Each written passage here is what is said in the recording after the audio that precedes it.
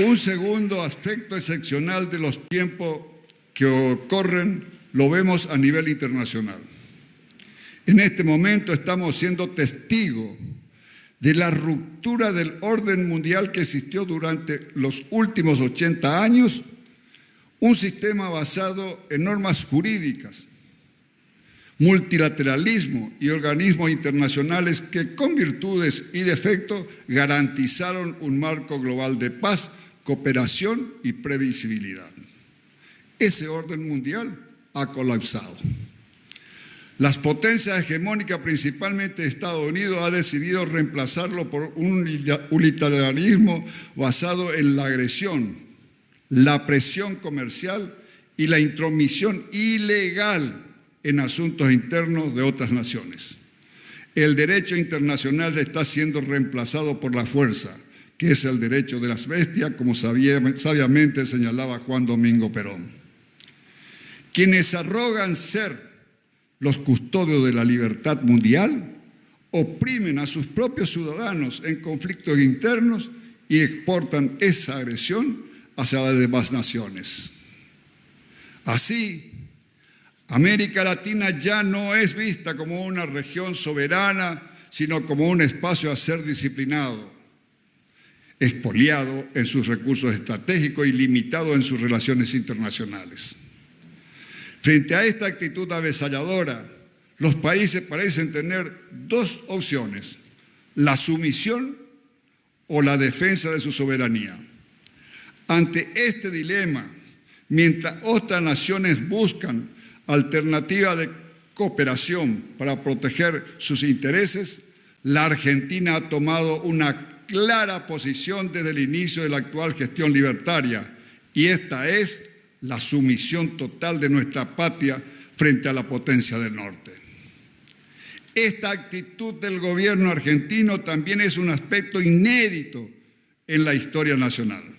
No existen antecedentes de un gobierno democrático que renuncie a la plena soberanía de nuestra nación, entregando las riendas del país a líderes extranjeros. El presidente de los Estados Unidos se jacta públicamente de haber sido el jefe de campaña de los libertarios argentinos el año pasado. Al mismo tiempo, la estabilidad financiera del país dependía de las decisiones del secretario del Tesoro norteamericano, desde la época colonial de los virreyes españoles, que no se registraban humillaciones semejantes.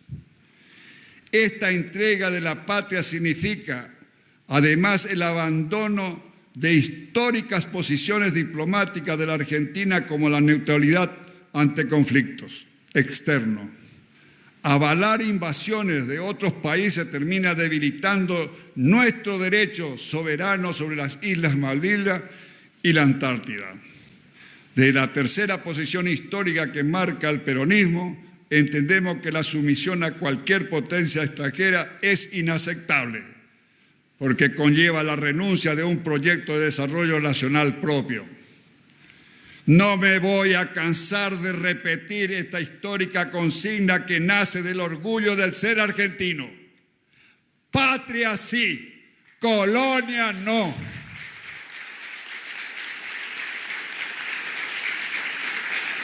Por primera vez en la historia y producto de la relación especial que hoy caracteriza el vínculo entre los Estados Unidos y Argentina, el gobierno de Donald Trump acudió en ayuda de nuestro país.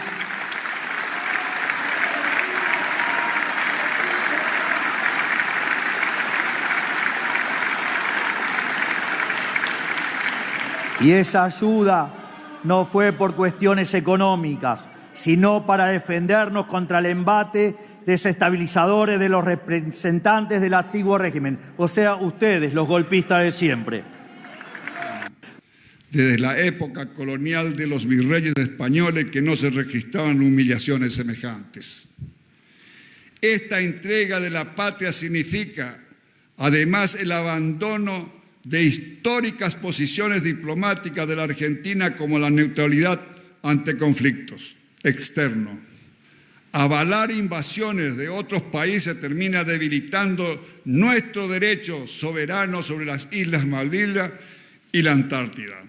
Decía Arturo Jauretche que muchas veces los países dependientes terminan adoptando como propios conflictos que no son de ellos, conflictos que en realidad responden a intereses ajenos. La cuestión central no es simpatizar con uno u otro bando en una guerra. La cuestión es pensar estratégicamente dónde están los intereses de los pueblos del sur global, los intereses patrios, dónde los ubicamos en el contexto de ese conflicto. Porque cuando el orden mundial entra en transición, como estamos viendo hoy, que vamos de un mundo unipolar a multipolar, todos los países se ven obligados a redefinir su lugar. Bueno, la guerra entre Estados Unidos, Israel e Irán no es solo un conflicto lejano. Argentina está encolumnada con Estados Unidos e Israel. Sus consecuencias impactarán directamente en el precio de la energía, en las cadenas comerciales y en la estabilidad económica global. Es decir, lo que ocurre allá, en Medio Oriente, termina afectando la vida cotidiana en muchas regiones del planeta, pero va a repercutir mucho más en la vida de los argentinos. Y por eso, la pregunta que debemos hacernos no es solamente quién va a ganar esta guerra. La verdadera pregunta es mucho más profunda. Es qué lugar vamos a ocupar los pueblos del sur global en el nuevo orden mundial. ¿Vamos a seguir siendo piezas de un tablero de ajedrez que mueven otros? ¿O finalmente vamos a empezar a jugar nuestro propio juego? Lamentablemente, la Argentina ha decidido, el gobierno argentino ha decidido ser un peón del campo de juego de Estados Unidos e Israel. Por lo tanto, las consecuencias las vamos a ver impactadas en los bolsillos de los trabajadores argentinos, si no es de alguna otra forma mucho más violenta. Lo que sucede es que Estados Unidos hoy se encuentra en una gran trampa. No sabe cómo salir del conflicto que se metió siguiendo a Israel contra Irán. Y la Argentina está encolumnada en esa trampa. Para eso vamos a consultar a dos grandes especialistas en el tema que, más allá de lo que los medios hegemónicos y tradicionales argentinos encolumnados verticalmente con los Estados Unidos, estos dos especialistas en geopolítica nos pueden referenciar y ayudar a pensar más allá del pensamiento único en el cual está encolumnado la Argentina bajo los intereses de Estados Unidos y del gobierno sionista de Israel. Con ellos hablamos de esta forma.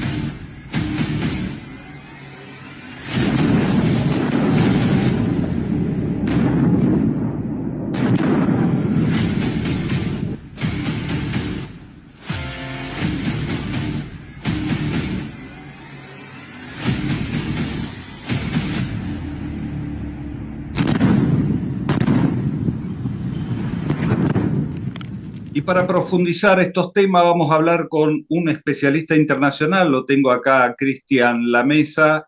Cristian, un gusto tenerte en nuestro programa. El gusto es mío, Alejandro, como siempre.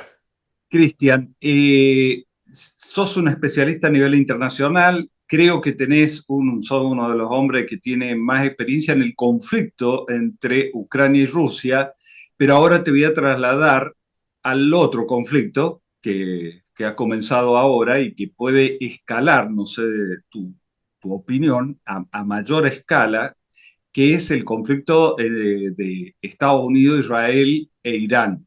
¿Esto puede llegar a escalar más allá de esa región? Sí, no tengo demasiadas dudas al respecto. Esto se puede, de hecho, ya se fue de las manos. Esto se le fue de las manos a Donald Trump y, y esto tiene muchas aristas, podríamos estar hablando horas, pero para resumírtelo, y de hecho vos fijate que vos planteabas primero el tema de Rusia, que bueno, te agradezco tu calificación acerca de mí y de mi conocimiento, y esto también hiere profundamente las perspectivas de las negociaciones que se llevan a cabo entre Rusia y Estados Unidos. Por lo siguiente, Donald Trump, a mi modo de ver, humildemente, que esto que voy a decir no lo libra de ninguna responsabilidad, porque se mandó el macanón, como diríamos los argentinos, de su carrera. Yo el sábado por la mañana en Telesur y en RT dije, Donald Trump acaba de destruir su propio gobierno y su proyecto político. Y también destruyó su credibilidad a nivel internacional, la ¿Por credibilidad que le... decisión propia o empujado por algún sector en particular? No, yo, a ver, yo vengo diciendo, de paso invito a tu audiencia a mi canal de YouTube que se llama La Verdadera Política con Cristian Lamesa, ahí pueden ver videos de intervenciones como esta, y yo vengo diciendo desde hace meses, incluso desde antes de que ganara Donald Trump, que yo no tenía demasiadas dudas acerca de la sinceridad de Trump en cuanto a la búsqueda de la paz en el conflicto de Ucrania y los motivos, que era un motivo que tenía que ver con la necesidad de una relación mutuamente beneficiosa con Rusia, que es lo que necesita, el tema de las tierras raras, China, bueno, un montón de factores. Y esto no lo digo yo, lo decía ya el Kremlin, lo decía Vladimir Putin, que tenía que valoraban positivamente la posición de Trump, que creían en su sinceridad, pero yo me pregunto, en la guerra de los 12 días a Irán lo traicionan en la mesa de negociaciones a espaldas de Trump, por lo que se sabe. Trump le dice a Netanyahu que se abstenga de hacer cualquier tipo de ataque, por lo menos hasta la siguiente ronda de negociaciones que se iba a dar un día domingo, y el viernes anterior Netanyahu inicia la guerra de los 12 días. Esto obviamente desoyendo los consejos de Trump, y Trump deja que Israel sea vapuleada durante 12 días y al término de ese plazo, esos 12 días, interviene Estados Unidos porque hay muy buena información que indica que Netanyahu le dijo que si no intervenía Estados Unidos para terminar eso, porque estaba siendo humillado, iba a ser un ataque con armas nucleares. Para evitar eso, Donald Trump interviene, pero en toda regla eso fue una traición en la mesa de negociaciones. Se la podemos endilgar a Israel, lo que quiera, pero fue una traición.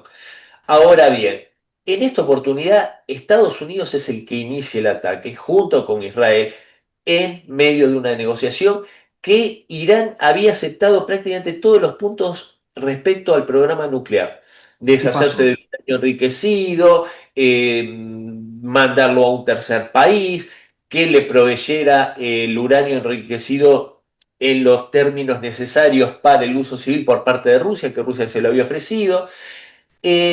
Todo, pero Donald Trump en esta oportunidad, como una especie de suicida, decidió escuchar y hacerle caso al sector guerrerista, antimaga, neoconservador, que el máximo exponente hoy es Marco Rubio, desoír a Vance, a su vicepresidente, y a Tulsi Gabbard, la directora nacional de inteligencia, que abogaban por continuar con la vía pacífica y diplomática, con estas historias fantasiosas que se compró Donald Trump de que Irán lo quiso matar, de que están a 2 pasos del arma nuclear, etcétera, todas con falacias.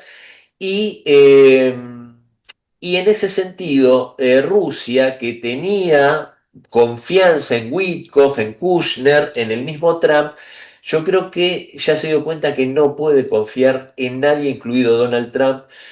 Las palabras de Putin fueron muy, muy duras en la carta de condolencias al pueblo iraní y a la familia de Ali Khamenei, donde calificó el acto como una traición cínica y un asesinato. Calificó a Khamenei como a un hombre sabio. En Rusia, como vos bien sabés, los dos extremos de la vida que más se valoran y más se cuidan son a los ancianos y a los niños. Entonces, yo no tengo la más mínima duda que incluso a un nivel personal golpeó al presidente Putin y lo indignó, que tenía parte de una relación muy cercana con Khamenei.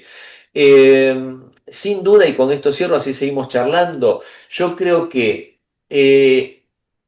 ante la necesidad de Israel de involucrar a Estados Unidos en esa guerra enfermiza, en esa obsesión que tiene Netanyahu con Irán y con el proyecto del Gran Israel, que necesita obviamente ir destruyendo a sus adversarios y a los que considera enemigos, y curándose en salud con lo que pasó en la guerra de los 12 días, en esta oportunidad Netanyahu, como hoy en Negocios Televisión, apelé a una figura simbólica que es Netanyahu y Putin al borde del precipicio. Netanyahu lo abraza fuertemente y se arroja al precipicio, llevándose a Trump consigo.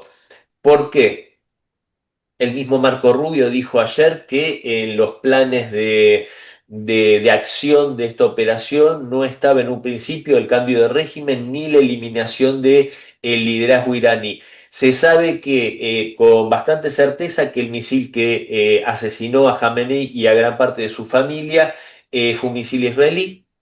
Y el ataque, que no fue un daño colateral porque fue más de un misil el que apuntó y destruyó esa escuela de niñas, matando a más de 150. De eso no hay retorno, Alejandro. Es una línea Ahora, roja, no hay regreso, y se lo llevó literalmente con él. Y yo creo que lo que le habían propuesto a Trump era un ataque moderado que encendiese de vuelta las protestas y que supuestos grupos internos iban a tomar el poder. Lo engatusaron como a una quinceañera inexperta. No es una quinceañera inexperta, tiene gente que lo aconsejaba bien, y ahora, como hoy decía también, asistimos a todos, porque esto le hace el caldo gordo a los globalistas sí, europeos, sí, a los sin duda. conservadores. Entonces, están todos tirando su puñado de tierra en el cadáver de Ahora, Trump, el MAGA. sí, ahora, Cristian, te escuchaba atentamente, coincido con vos, pero ahora te hago otro planteo con la misma situación. Primero, la exitosa captura de Maduro, el secuestro de Maduro, ¿sí? Un presidente en ejercicio, se lo llevaron, el mundo sigue girando como si nada. Después de eso viene esto, que ya hubo un trabajo preventivo de limpieza en todo lo que fue Gaza, el Líbano y Siria, que hasta ahora no he visto dónde está el presidente sirio, que también estaba en ejercicio, ¿no? Y de golpe el jefe de los terroristas pasó a ser un demócrata. Limpiaron la región, quedaba en pie Irán, ahora van por Irán. Si terminan, ya lo asesinaron al ayatolá, si termina con eso, también se puede considerar que es una operación internacional exitosa de Donald Trump. Se está sacando todos los inconvenientes de encima y se está preservando la potencia petrolera y el gas, porque se queda con una Venezuela que la tiene hackeada, con el petróleo, negociando. Y por otro lado, con Irán, ¿quién pierde más en estos momentos? China o Estados Unidos en el tema del suministro de gas y petróleo. Mira, ahí tenemos 50 ventanas que explorar. Vamos a tratar de ir un poco ordenadamente y decirte que, eh, a ver, primero, Venezuela. Muy bien que lo trajeras a colación porque, y no es casual, es el mismo, es Marco Rubio el que le vende el tema de Venezuela. Le dice que si lleva la flota al Caribe Sur y empieza con esa acción psicológica que realizó, el gobierno de Maduro cabía por sí solo, que iban a empezar las revueltas y que habían grupos de oposición organizados para tomar el poder. Pasan los meses, pasan los meses, pasan los meses, más que liquidar un par de narcolanchas, no pasa. Y, y ya llega un momento en el cual yo a Trump lo vengo caracterizando hace bastante tiempo como el presidente de Estados Unidos que se encontró, le tocó bailar con la más fea, un Estados Unidos muy debilitado en muchos aspectos, y en el aspecto militar también, aparte de la desindustrialización, la crisis de deuda, la sociedad dividida, la crisis de fentanilo, la clase media destruida, es un combo tremendo. Por eso sobreactúa la fuerza. El problema es que Donald Trump no se podía ir del Caribe con las manos vacías. Y del otro lado teníamos a Nicolás Maduro, un presidente en ejercicio, un presidente que yo condené y condeno lo que se hizo porque fue violatorio del derecho internacional, pero un Nicolás Maduro que no actuó con la suficiente astucia.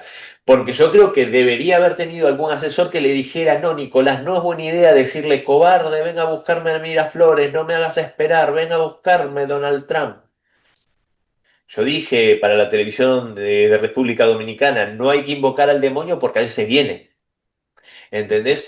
Entonces, ¿qué pasó? Ahí obviamente hubo un arreglo interno, no vamos a entrar en muchos detalles, pero pasaban los Black Hawk en una noche de luna llena como patitos de feria, un solo Manpad no se disparó, le echaban la culpa a las baterías S-300, un funcionario ruso dijo, a ver, nosotros no podemos ir a manejar también los equipos, los Sí, hemos sí, entrenado, les hemos dado todo, no hubo voluntad de defensa, bueno. Pero ¿cuál es el tema? Esa fue una operación absolutamente ilegal, pero le salió excelentemente bien, muy bien. le salió impecable. Incluso no solo le salió impecable en el plano militar, sino que le salió impecable en el tema. Igual Mediático. eso fue cauto, Trump. Cuando China alzó la voz, le dijo que los chinos se queden tranquilos que van a tener su petróleo venezolano, solo que a través mío. Calmando un poco las aguas, vos fíjate que todavía, igual no sé si se va a terminar realizando la cumbre en Beijing a fines de este mes, porque ahora la cosa sí está muy tirante, pero bueno, el tema es que acá en Irán le vendieron la misma carne podrida y Trump, yo no sé si, porque yo si bien digo, y en el archivo lo pueden ver en mi canal, yo en muchos aspectos tuve una mirada muy positiva sobre Donald Trump, también dije muchas veces, ojo, hay que tener en cuenta que es yanqui. Y eso determina un deterioro cognitivo. Y generalmente los yanquis son poderosos, venidos a menos ahora, pero sigue siendo poderoso en un país con países normales y aparte son muy brutos, es una mezcla volátil, el poder y la brutalidad y la ignorancia. El que le dijo que entrar en Teherán iba a ser como un paseo por Caracas, le mintieron. Irán es un país prácticamente imposible de invadir, de poner botas en el terreno, por eso están hablando Claro. ahora de los kurdos y esas cosas. Si vos te fijás, es una fortificación natural, Sí, sí, rodeada sí. absolutamente de montañas. Tiene 90 millones de habitantes, un territorio muy, De muy, una muy civilización complejo. milenaria, A ver, yo siempre digo, los pueblos que continua. fueron imperios tienen Claro, otra mentalidad. claro. Incluso, mira lo que te voy a decir, que era un imperio medio raro, hay que ponerlo Sí, en esos sí, términos, pero hasta el imperio del Brasil, hasta el brasilero tiene otra mentalidad tal comparada cual. con nosotros. Es otra mística. Los rusos, los persas, los Sí, sí. indios, los chinos, es otra cabeza. Entonces, teníamos Venezuela, ahí te expliqué, le vendieron esto, evidentemente no iba a ser, pero cae en la trampa Trump. ¿Y ahora? Y ahora, y el tema, ¿sabes cuál es? Que también cierta, eh, A ver, yo también lo decía y no soy el único que lo ve. Lo que pasa es que Trump se engolosinó demasiado después de Caracas, porque yo lo que decía es, yo no tengo dudas que Donald Trump ve que el mundo es multipolar y él quiere que hayan tres polos de gran poder en el mundo, que sean Rusia, China y Estados Unidos. Y él va a querer que Estados Unidos sea el mejor posicionado. Él empieza a delinear su área de influencia como toda América, el hemisferio occidental.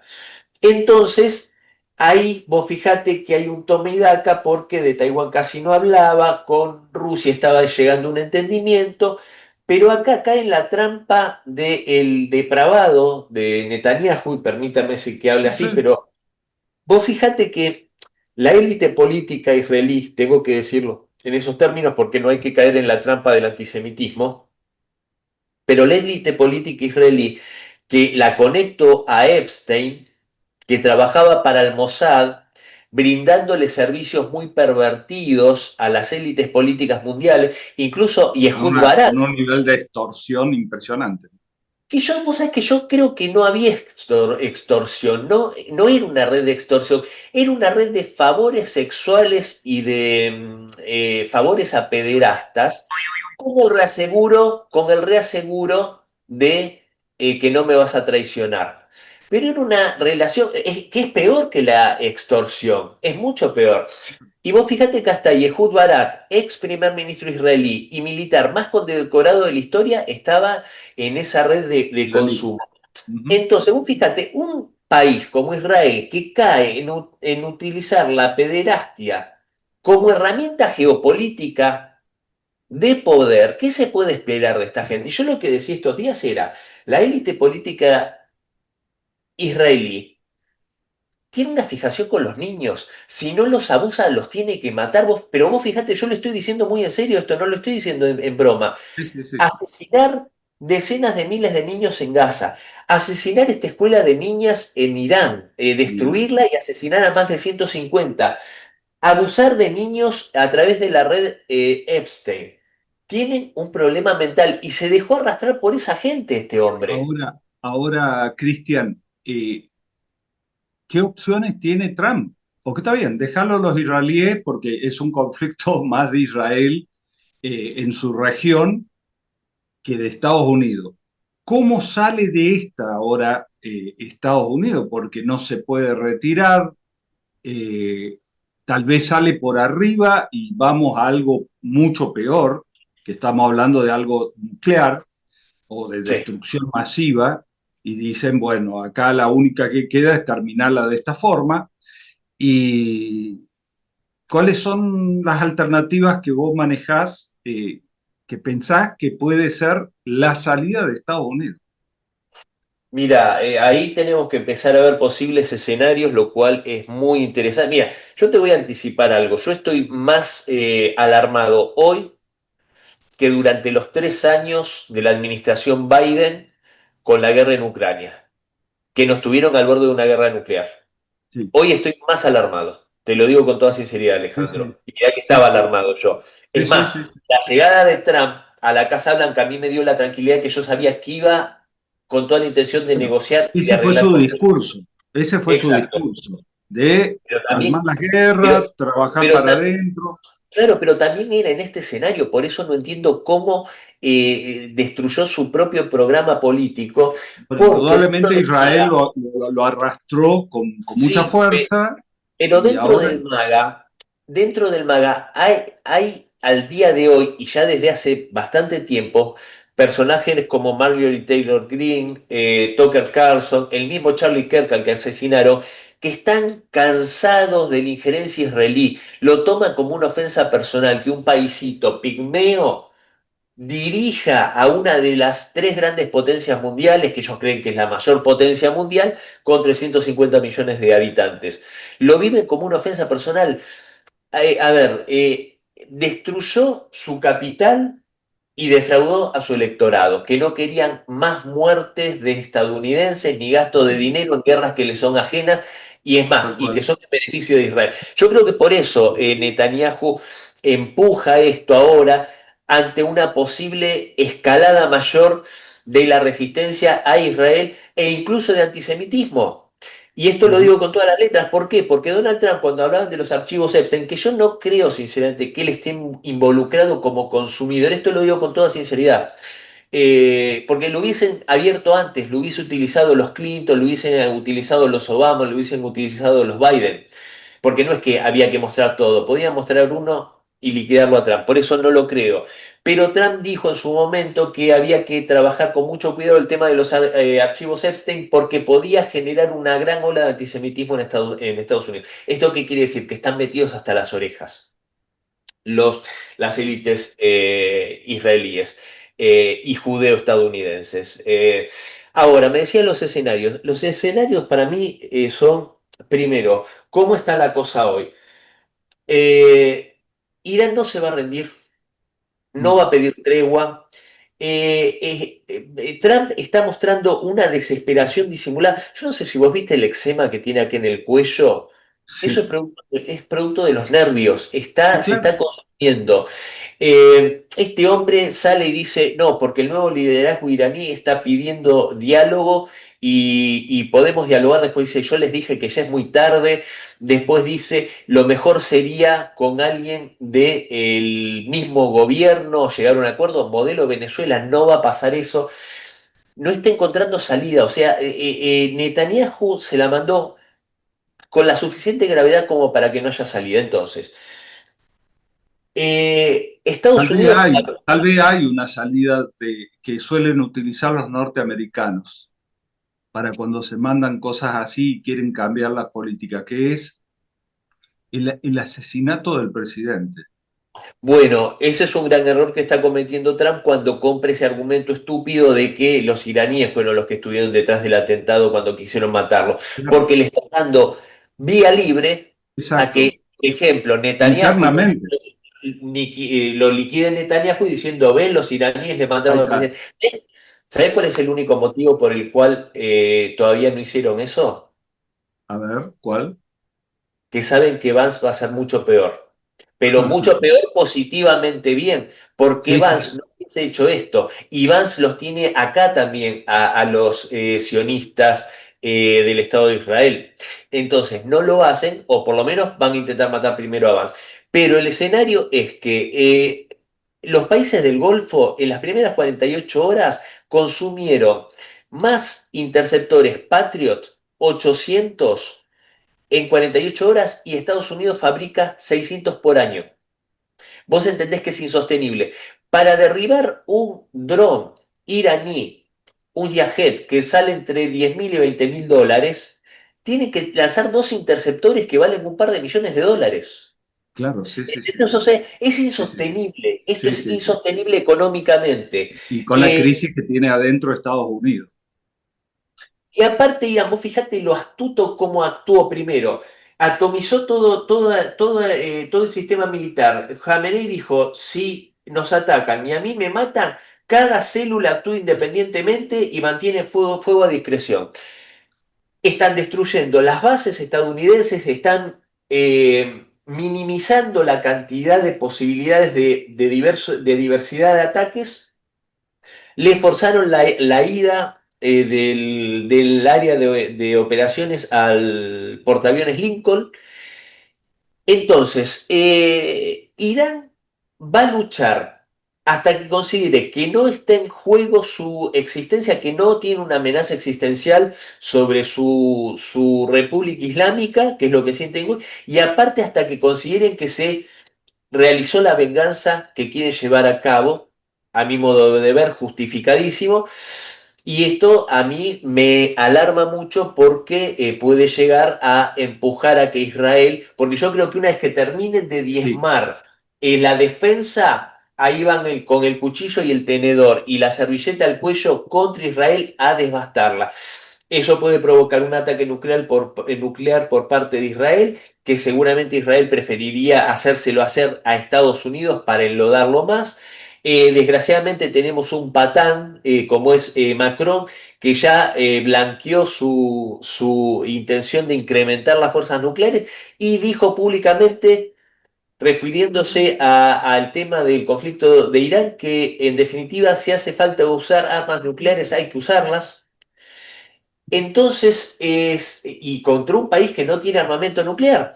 Entonces Eh, yo creo que digo, dos cosas. Una, o sí, lleva, también porque eso lo dijo Lavrov, al sí, contrario de lo que persigue, que es que no hayan armas nucleares en la región, una hipocresía absoluta porque Israel tiene armas nucleares, Lavrov dijo esto es lo que va a llevar no solo que Irán busque armas nucleares, sino que los demás países también busquen armas nucleares. Aparte vos fijate, Jamenei era un moderado, Alejandro. claro, claro. La fatua que prohíbe que Israel tenga armas nucleares o armas de destrucción masiva o químicas, dice que es haram. Haram es prohibido porque va en contra de sus creencias. Ahora el próximo ayatollah, que es el hijo de Ali Khamenei, y se dice, por encima de todo está la salvaguarda de nuestra República Islámica, asesinaron a mi padre, asesinaron al líder supremo y quedó demostrado que la única garantía de seguridad es tener armas nucleares. ¿Qué van a hacer? ¿Entendés? Cristian, Cristian, eh, esto está en desarrollo. Vamos a Sí. dejar estas incógnitas planteadas y en unas semanas más nos volvemos a juntar porque seguramente vamos a tener una perspectiva mayor de lo que va a pasar. Yo soy muy pesimista porque creo que estamos en mano, el mundo, la humanidad, en mano de no solamente el psiquiátrico que tenemos aquí en la Argentina, sino a nivel mundial. Sí, sí, coincido con vos. Para cerrar, lo único que agregaría es que hay muchos tontos o incautos, por decirlo de alguna manera, que están teniendo, lo vemos en las redes sociales, conceptos muy, muy, muy críticos para con Rusia y China por su supuesta inacción. Déjame responder esto en pocos minutos. Vale. Sí, Rusia y China, más allá de la fabricación propia y que tiene una industria armamentística especializada en drones muy, muy eficiente, Irán, pero si no fuese que desde la guerra de los 12 días hasta ahora China y Rusia no armaron hasta los dientes a Irán, no podría estar resistiendo como está resistiendo, porque mientras a Irán no la venzan, Irán gana. Irán sobreviviendo gana. Y Claro. gana también con la información satelital que le da China, los Sí. radares de última Ujú. generación que le dio, las baterías S-300 y S-400 que le dio Rusia, la información de inteligencia que le permite, ¿viste cuando atacaron esos hoteles en Sí, sí. Dubái? Bueno, Ujú. en esos hoteles no eran objetivos civiles, sí eran objetivos civiles, claro está, pero en esos hoteles estaban alojados Militares objetivos, norteamericanos claro, que habían y, sido y del desalojados de las Mossad. bases Ujú. y del Mossad y de la CIA. Claro. Y esa información, ¿de dónde sale? Sale de la valiosa información de inteligencia que por supuesto le está dando Rusia y le está dando China, que por supuesto no, y yo creo que ese puede ser el único freno al uso de armas nucleares contra Irán, que yo creo que ya se debe estar hablando eso, porque vos sabés que los teléfonos en el Kremlin nunca se cuelgan, hacerle saber claramente a ambas partes, a la Casa Blanca y a Jerusalén, que no va a ser tolerado un ataque nuclear contra Irán, contra un país que es un aliado, que es un socio y que no tiene armamento nuclear. Y un dato interesante también, que el gran amigo de Rusia, perdón, que es Kim Jong-un, el líder de Corea del Norte, que sin duda si dice esto lo dice con anuencia del Kremlin, cuando le dijo a Irán que si lo necesitaban, él con todo gusto le iba a mandar un misil de los que tenía Corea del Norte, que sin armamento nuclear, sin ojiva nuclear, podía borrar simplemente el misil solo convencional a todo Israel del mapa. Así que esa gentil oferta yo creo que la hace porque también es una oferta que si la cosa se empieza a ir de las manos, porque eso ya sería una escalada de guerra Sí, sí. mundial, Claro. yo creo que hay que dar gracias que de un lado por lo menos sigue primando la razón y la estrategia. Me quedo con esas últimas palabras que pueden llegar a ser esperanzadoras, aunque yo sigo siendo muy pesimista, pero del No, yo desenlace también, que puede tener esto. Yo te juro que también estoy, te repito, mucho más alarmado que en la era Biden con el tema de Sí, sí, Ucrania, sí, sí. porque, a ver, y te repito, y por favor que esto se entienda, yo no estoy deslindando de responsabilidades a Donald Trump. Donald Trump lo dije con todas las letras y yo personalmente querría que el MAGA no muera, porque esto con Trump se convirtió en miga. Yo ahí creo que hay un dato interesante, que es que el vicepresidente Vance todavía no habló, todavía no habló. Y se sabe que hay una tirantez muy fuerte ahí y yo creo, no sé si para salvar al MAGA Vance no tendría que renunciar y Bueno, separarse para salvar al MAGA, porque yo creo que el MAGA puede tener un Estados Unidos mejor que el que tuvimos y al que está sucumbiendo Donald Trump. Pero bueno, hay que ver cómo se siguen desarrollando los acontecimientos y el peligro mayor hoy es el gobierno de Israel, la jefatura política, la élite política, porque acá no se junta, no se salva nadie, porque Neftali Bennett, el que fue primer ministro laborista anterior, dijo que después de vencer a Irán hay que seguir con Turquía, porque es el próximo enemigo. O sea, ya poniéndole la diana en la frente a Erdogan, la segunda potencia militar dentro de la OTAN. Entonces esta gente está muy loca, parece que quieren está seguir muy loco. enjuagándose las manos con sangre de niños. Y bueno, que Dios nos encuentre confesados, querido amigo. Gracias, Cristian. Hasta un próximo encuentro. Un abrazo grande, querido. Hola Fernando, ¿qué tal?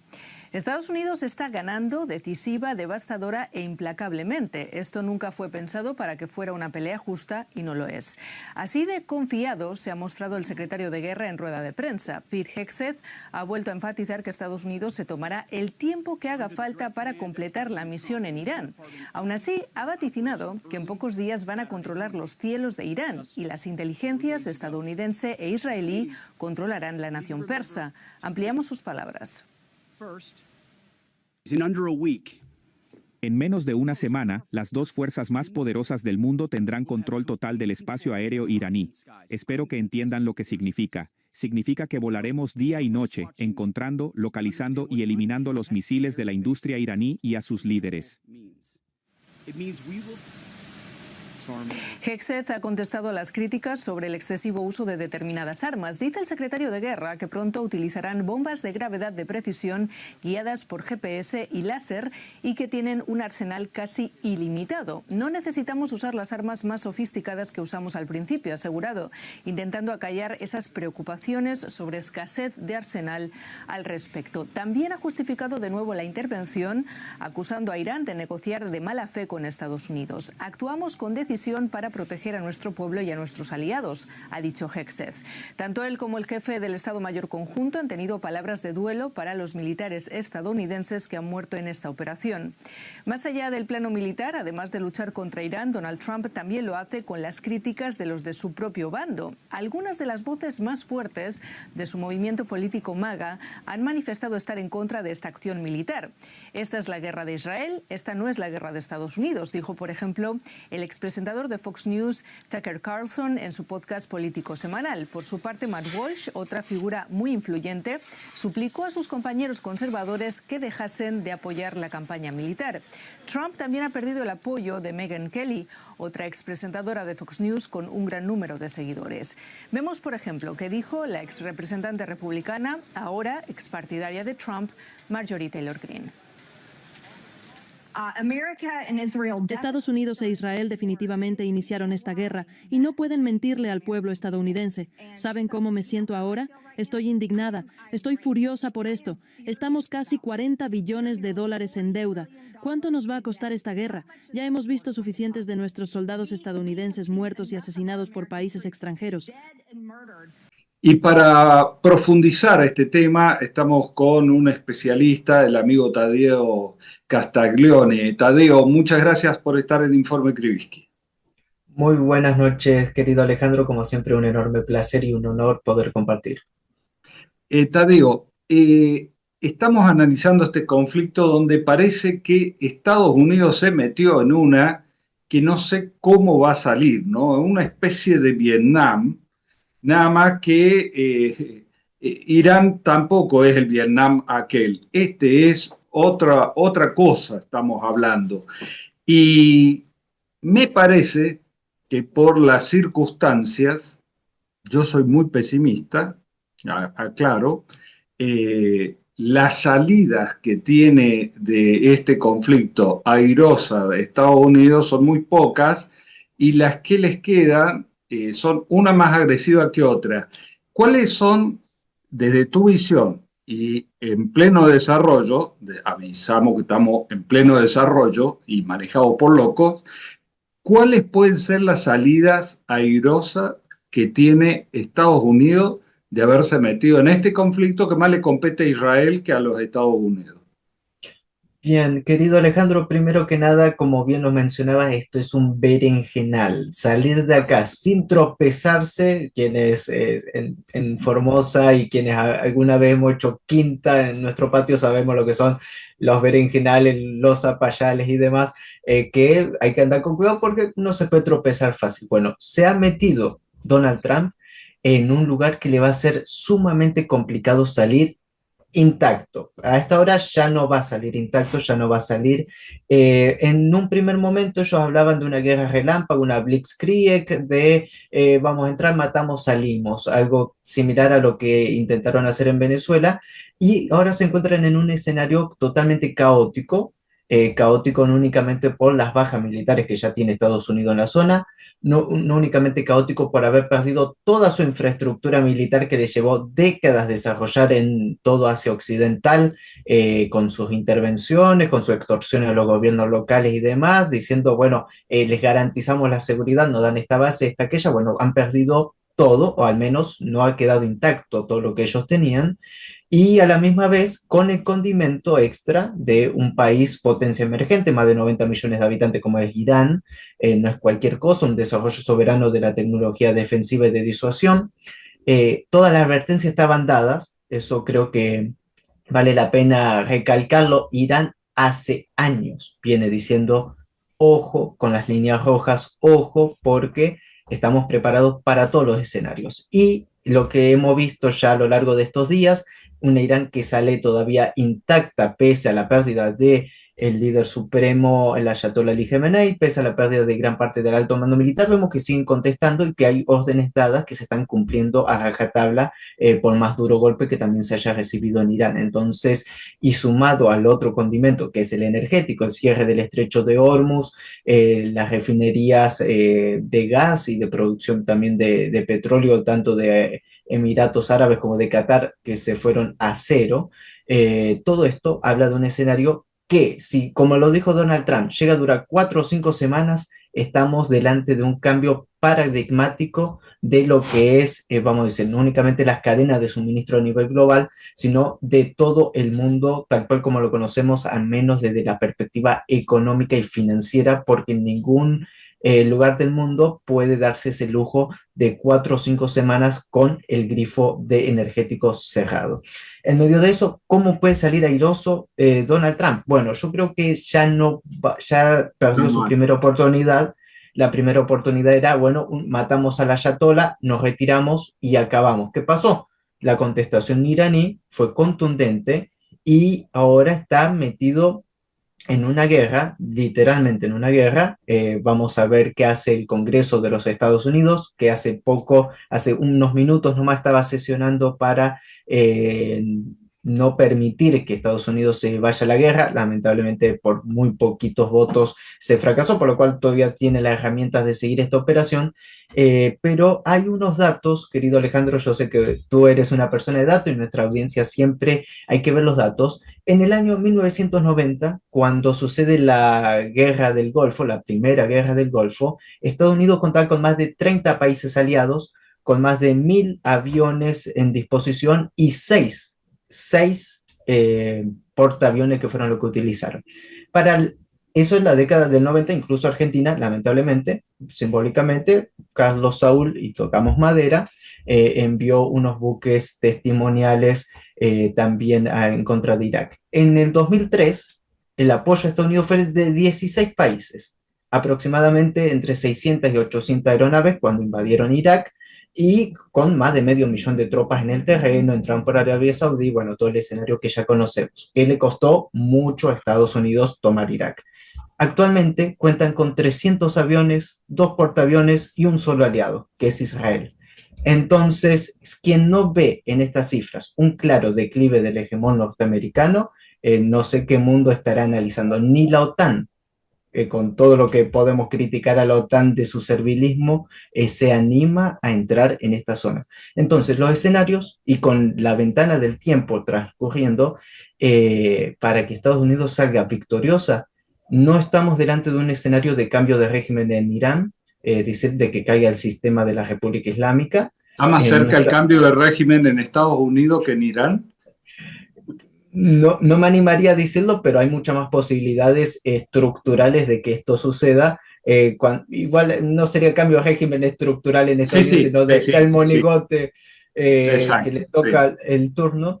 Pero ninguno de esos objetivos, incluso ahora, Donald Trump, hace cuestiones de horas, como bien dijiste también, estamos con el tiempo jugando con escenarios cambiantes y en desarrollo, dijo, bueno, no van a entrar tropas norteamericanas, pero van a entrar tropas kurdas. Y ahora los kurdos dijeron, no, por ahora no vemos las condiciones. No somos tan suicidas.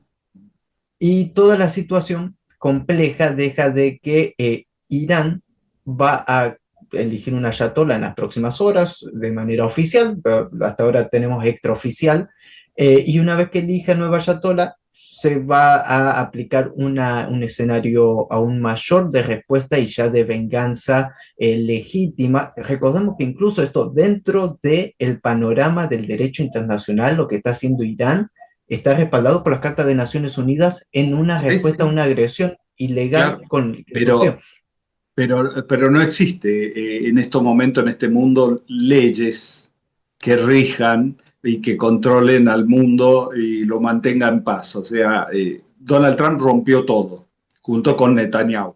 Ahora, y para finalizar, porque ha sido muy preciso lo tuyo, ¿cómo impacta todo esto en la Argentina, geopolíticamente? Porque la Argentina se encolumnó así, suicidamente, detrás de Donald Trump y de Netanyahu.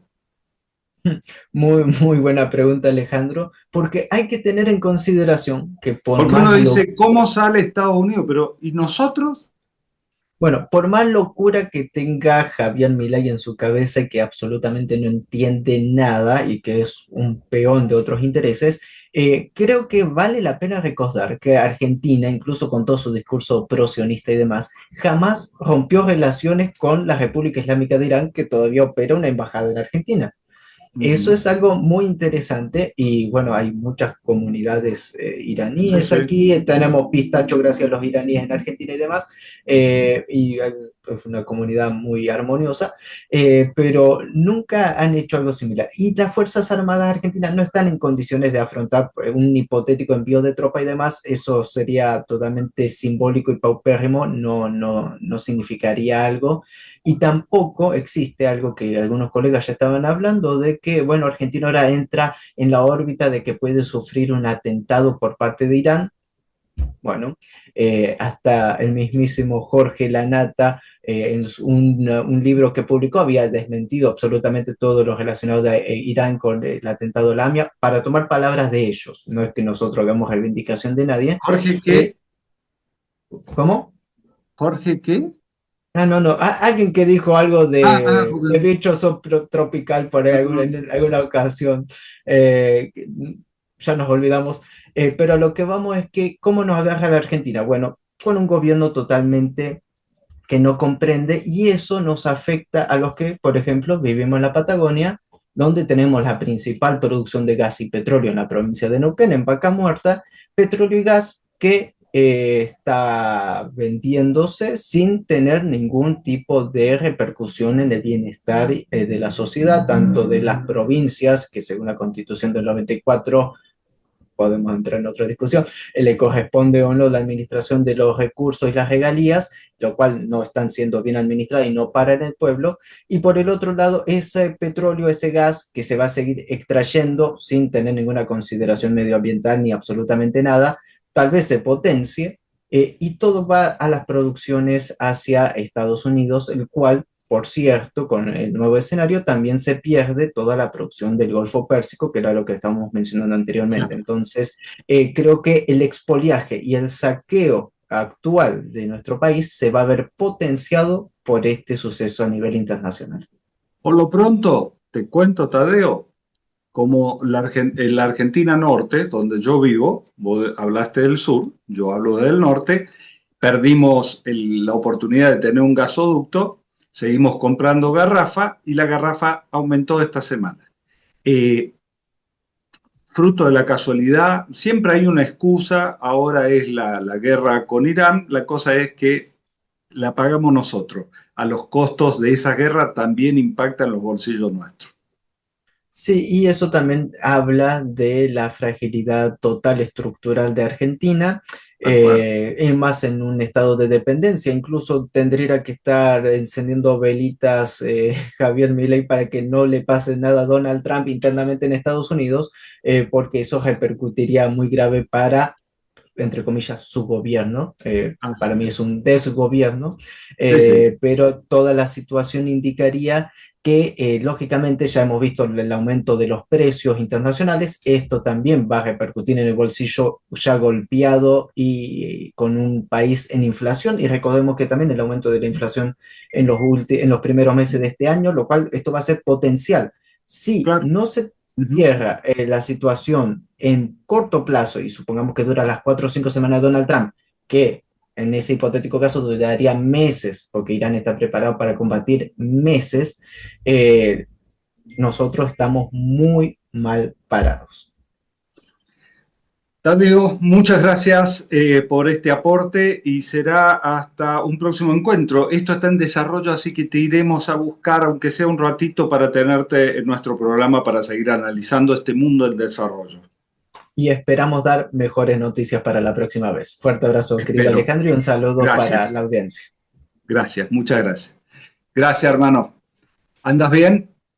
Andamos. Creo que como viene la situación, creo que es suficiente. Está bien. Pero bueno, sí. Ahí andamos. Tenemos mucho trabajo estas semanas, como siempre estos hechos nos bombardean por todos lados y no podemos pegar el ojo mucho para... Tal cual. Bueno, te mando un gran abrazo y sabes que contá con este amigo para lo que necesites. Perfecto, muchísimas gracias. Y hermano, cuando tengas, mandame el link y lo discutimos, claro, y lo compartimos y seguimos hacia adelante. Mañana ya lo estamos subiendo, así que te mando. Dale, perfecto. Un abrazo. Fuerte abrazo.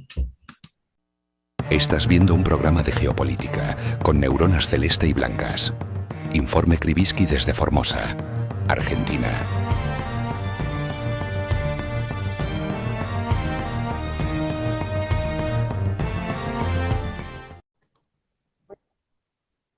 Y bien, mis amigos, mis comprovincianos, mis compatriotas, hasta aquí ha llegado este informe Krivitsky. Espero que haya servido para movilizar las neuronas, para pensar el mundo en el que estamos y para pensarnos nosotros, como formoseños, en este mundo, en este contexto. Y en este contexto y en este mundo, Gilles Dunfran dio un aumento de sueldo. Que Dios nos bendiga y será hasta el próximo jueves. ¡Viva la patria!